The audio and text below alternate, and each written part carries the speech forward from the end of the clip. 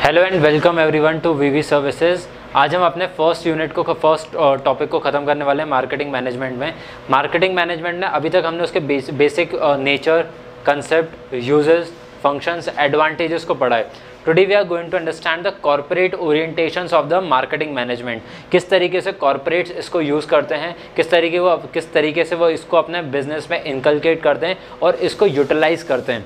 So basically हमें पहले समझना है कि फीचर्स ऑफ मार्केटिंग मैनेजमेंट क्या है, किन फीचर्स के बेसिस पे ये फंक्शंस एक्चुअली वर्क कर पाते हैं। So first is the target market. According to Philip Kotler, it is the most important technique and it is the most important feature of marketing. Marketing कहाँ से start होती है? By identifying the target market.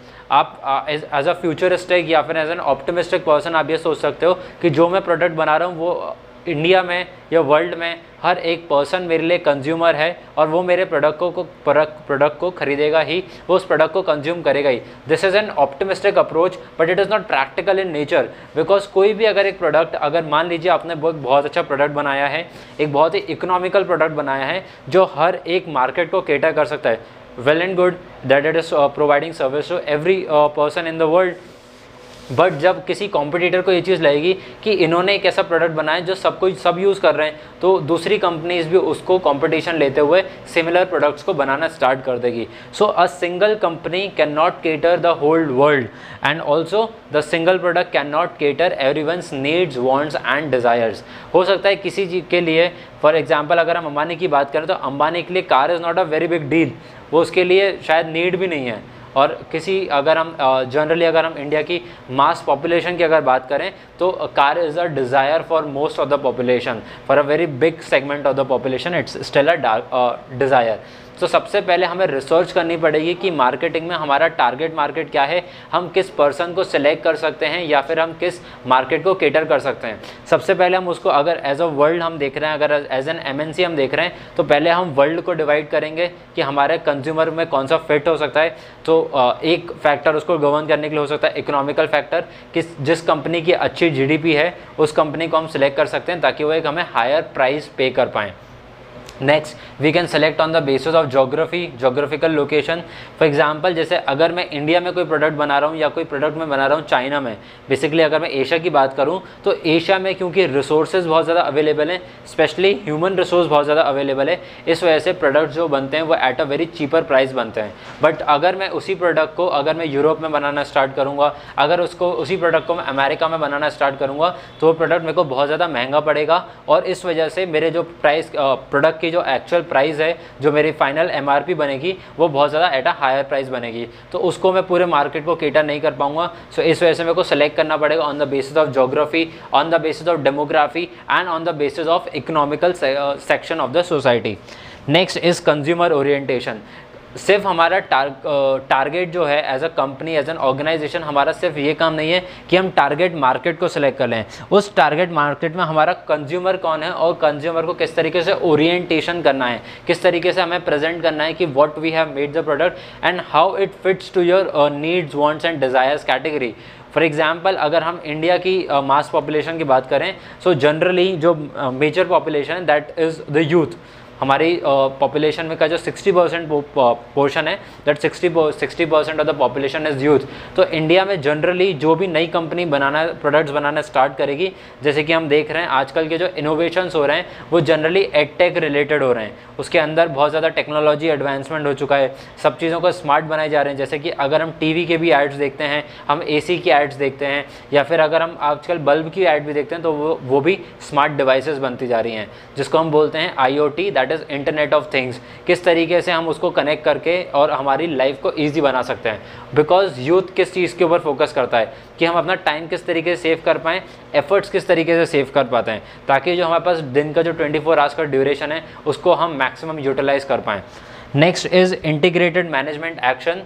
अब marketing तो हमारा एक function हो गया, अगर हम कंपनी के अलग अलग डिपार्टमेंट्स को डिवाइड करेंगे तो उसमें से एक सेगमेंट आता है मार्केटिंग का। बट जो दूसरे सेगमेंट है, फॉर एग्जांपल ह्यूमन रिसोर्स हुआ, फॉर एग्जांपल सेल्स हुआ, फॉर एग्जांपल एडवर्टीजमेंट हुआ, या फिर रिसर्च एंड डेवलपमेंट हुआ। तो बेसिकली एक कंपनी है, उस कंपनी के अंदर बहुत सारे डिपार्टमेंट्स आते हैं, और डिपार्टमेंट्स को अभी हमने डेटा गैदर किया है कि हमारा टारगेट मार्केट क्या है, हमारा कंज्यूमर ओरिएंटेशन किस तरीके से होने वाला है, ये हमने डेटा गैदर कर लिया है। बट उस डेटा से क्या हमें मार्केटिंग करनी है? नहीं। अगर मार्केटिंग भी करनी है, for marketing we require advertisement persons, we require influencers, and also the most important that we require the finance, कि कंपनी एक प्रोडक्ट के ऊपर कितनी एडवर्टीजमेंट कर सकती है। बिकॉज अल्टीमेटली उन्हें ये कैलकुलेट करना पड़ेगा कि हम एक एडवर्टीजमेंट से, फॉर एग्जाम्पल मान लीजिए कोई एक बड़ी कंपनी 1 करोड़ की कोई एडवर्टीजमेंट कर रही है, और 1 करोड़ एडवर्टीजमेंट करने के बाद वो लोग 2 करोड़ 3 करोड़ या 5 करोड़ का गुड्स या प्रोडक्ट सेल कर पा रहे हैं। सो उस मतलब कि वो जो मार्केटिंग उन्होंने करी थी, जो उन्होंने 1 करोड़ का इन्वेस्टमेंट किया था, वो ऑब्वियसली फेल होता हुआ दिखेगा।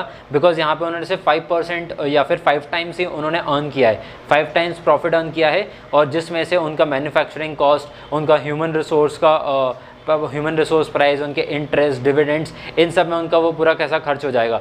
सो अल्टीमेटली जो प्रॉफिट इन हैंड बचेगा कंपनी के पास, वो ज़ीरो होगा, या इनफैक्ट नेगेटिव में, लॉस में भी हो सकता है। सो अगर आप कोई एडवर्टीजमेंट कर रहे हो, अगर आप कोई प्रमोशन कर रहे हो, अगर आप कोई डिस्काउंट्स दे रहे हो अपने कस्टमर्स को, तो आपको देखना पड़ेगा कि उससे आपके जो अल्टीमेटली वॉल्यूम ऑफ सेल्स है, क्या वो बढ़ रही है या नहीं बढ़ रही है। और इसके लिए आपको इंटीग्रेट करना पड़ेगा various departments of your company. Next is consumer satisfaction. Now अगर आपने कंपनी का जो आपका प्रोडक्ट था, वो प्रोडक्ट दो आपने कस्टमर तक पहुंचा दिया है, बट क्या वो कस्टमर आपके प्रोडक्ट से सेटिस्फाइड है? क्या वो कस्टमर आपके पास आपकी कंपनी के लिए रिटेन होगा? क्या वो कस्टमर वापस से आपके लिए रिपीट कस्टमर बन के वापस से सेम प्रोडक्ट कंज्यूम करने आएगा? अगर नहीं, तो आपको वो जो आपने जो फर्स्ट 3 फीचर्स है, आपको उनके अंदर चेंजेस लेकर आने पड़ेंगे। Because ultimately what is important? Customer satisfaction, consumer satisfaction. आप एक ही कस्टमर को अगर बार बार एक ही प्रोडक्ट को सेल करते जाओगे, तो उसकी सेटिस्फैक्शन को इंक्रीज करते जाओगे, सो इससे ऑब्वियसली आपका जो मार्केटिंग जो कैपिटल आप एक्सपेंडिचर कर रहे हो इन मार्केटिंग, वो स्लोली डिक्रीज होता जाएगा, और आपका प्रॉफिट दूसरी तरफ राइज करता जाएगा। Now you can focus on different target market when you have already satisfied a single portion और a single segment of the society. इसके लिए आपको ऑब्वियसली पहले मार्केटिंग करना पड़ेगी।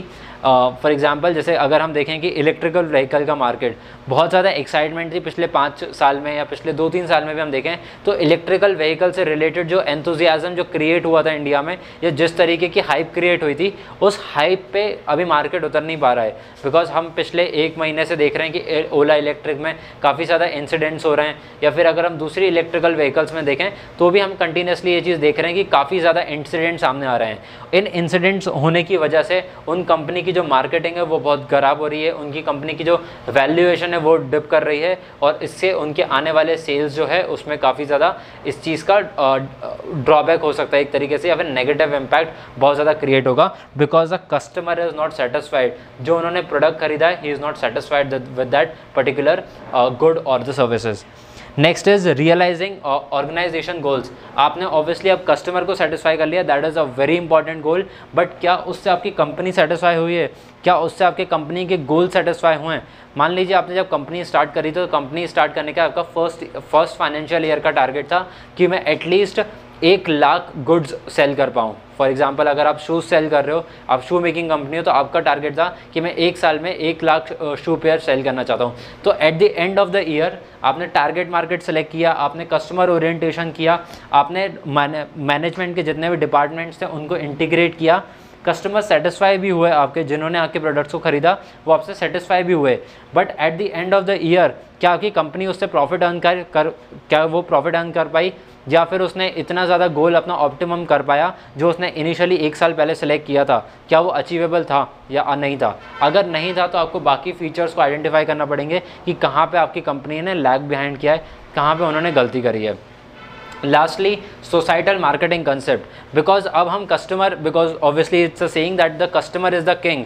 हम एज अ कंपनी मेरे को क्या बनाना है वो नहीं बनाऊंगा, कस्टमर को क्या चाहिए मुझे वो बनाना पड़ेगा। बिकॉज उन चीज़ों की नीड नहीं है जो मैं बनाना चाहता हूँ, मार्केट में उन चीज़ों की नीड है जिसकी डिमांड क्रिएट कर रही है सोसाइटी। सो सोसाइटी पे हमें फोकस करना पड़ेगा as a society. For example अभी हम अगर पिछले 5-2 साल का डेटा देखें तो हेल्थ केयर सेक्टर ने बहुत ज़्यादा फ्लरिश किया है। The reason behind because everyone was in need, सबको अपनी हेल्थ की बहुत ज़्यादा परवाह हो गई थी because of the Covid lockdowns. लोग बहुत ज़्यादा सिंसियर हो गए थे इस चीज़ को लेके कि हमें अपनी हेल्थ के लिए ज़्यादा प्रिकॉशंस होना पड़ेगा, ज़्यादा हमें केयर करनी पड़ेगी अपनी बॉडी की। सिमिलरली अगर हम देखेंगे दूसरे सेक्टर जैसे कि आईटी सेक्टर हुआ, तो आईटी सेक्टर ने भी काफ़ी ज़्यादा फ्लरिश किया है पिछले 2 साल में, या फिर और अगर हम टाइमलाइन बढ़ाएंगे तो भी हम ये देखेंगे कि कंटिन्यूसली डबल डिजिट्स में ग्रोथ हुई है आईटी सेक्टर की भी।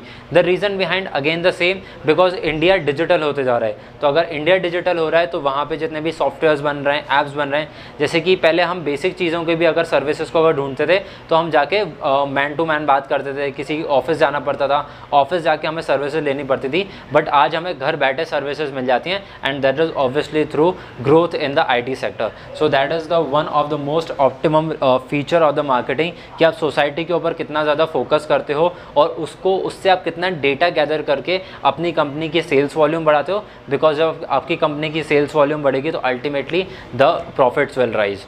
So this was all about features of the marketing concept. If you like the video, please give a like, please click the like button.